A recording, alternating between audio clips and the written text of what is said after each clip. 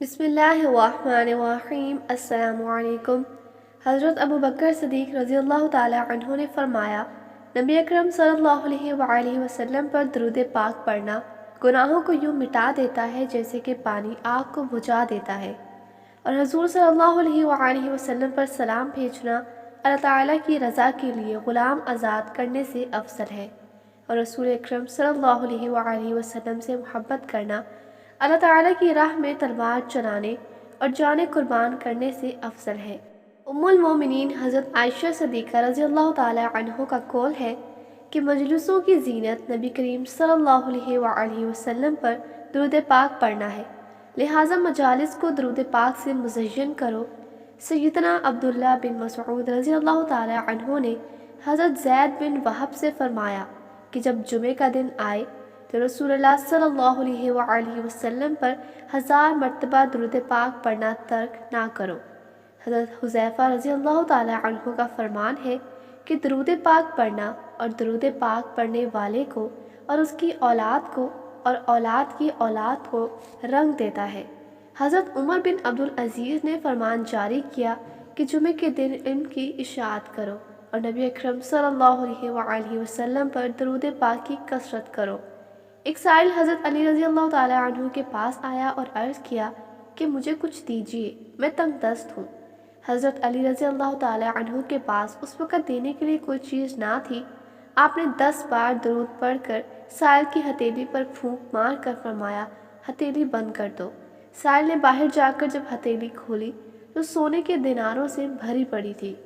اگر آپ صرف اور صرف ایک مرتبہ یہ پڑھ لیں تو اللہ تعالیٰ اس دن بہترین رزق سے نواز دے گا۔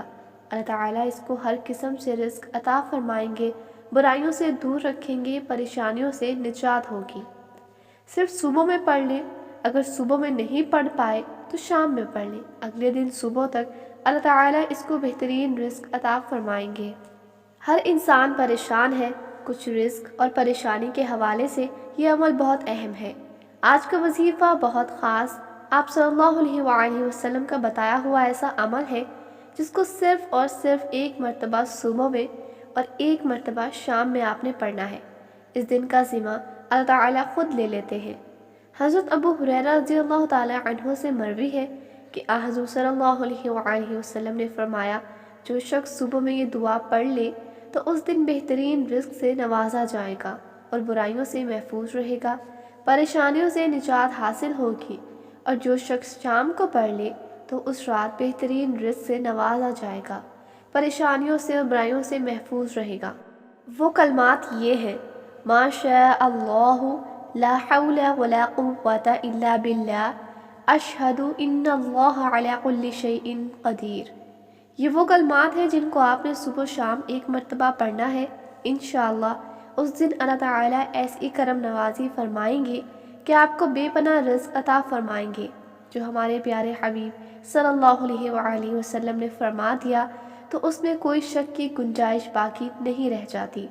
آپ کو بتاتے چلیں، جب ہم کوئی عمل کرتے ہیں اس کا تعلق حدیث مبارکہ یا قرآن کریم سے ہو تو جب تک اس کو یقین سے نہیں کرتے تب تک اس کا فائدہ حاصل نہیں ہوتا ہے۔ تو آپ نے اس عمل کو پورے یقین سے کرنا ہے، انشاءاللہ بہت زیادہ فائدہ ہوگا۔ اللہ تعالی ہم سب کا حامی و ناصر ہو، آمین ثم آمین۔ شکریہ۔